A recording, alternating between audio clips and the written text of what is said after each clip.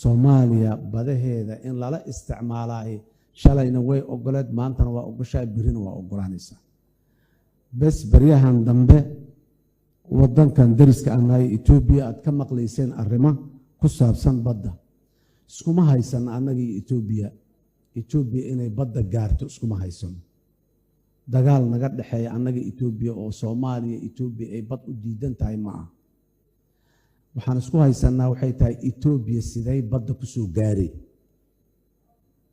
dadka Soomaaliyeed iyo caalamkaba waxaan rabaa inaan mar kale u cadeeyo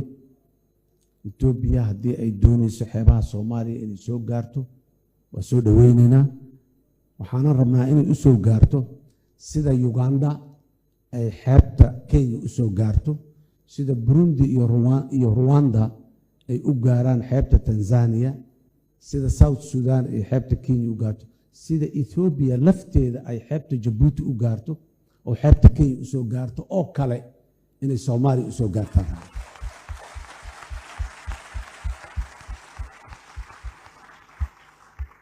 warkaas waxaan filayaa aad inuu cad yahay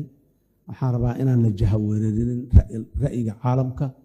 inaan la jahawareerinin ra'yiga Soomaaliga iyo inaan la jahawareerinin ra'yiga ummadda Ethiopia ee dariska nahay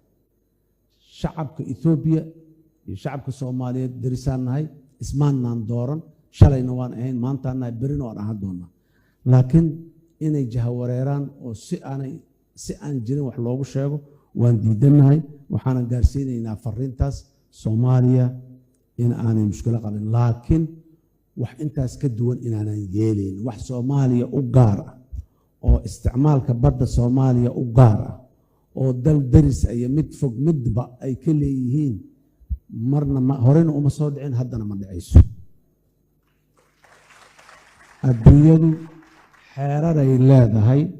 ay ku dhaqanto oo dawladuhu ka dhaxeeya oo mujtamaca adduunka uu ku wada nool yahay Soomaaliya taasay ka mid tahay taasayna u hoggaansan tahay markii aan dariskeena isfahmi weynay matalan annaga iyo Kenya ayaa beri xuduudda badda meesha ay marayso Kenya bad Soomaaliyeed ma rabin oo kuma soo duuraynin laakiin xuduuddii maadaama aan hore loo calaamayn badda meesha ay marayso waataan isku qabannay waa ka wada hadalnay markaas afgara weynana maxkamadda caalamkan tagnay sida ilbaxnimo ah ayaana noo kala xukumay dib dambana kama dhicin maantana Soomaaliya iyo Kenya laba wadan oo saaxiiba ma dhahaye waa laba wadan oo walaalo ah ayaan dhahayaa sidaas daraadeed waxaan rajaynaynaa dowladda iyo madaxda Ethiopia in uu miyirka u soo noqdo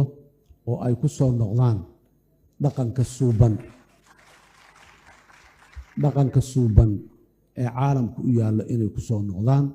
oo ay walaalahooda Soomaaliyeed la macaamilaan maadaama walaalaha Soomaaliya ay macaamilkooda ogol yihiin laakiin ha iska iloobeeno waxaas wax ka duwan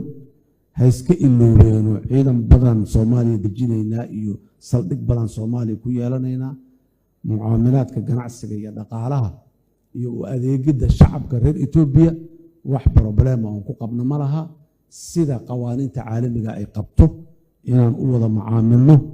wixii de kalsooni iyo isii wanaag iyo isku kalsoonaan badan iyo wixii waxaas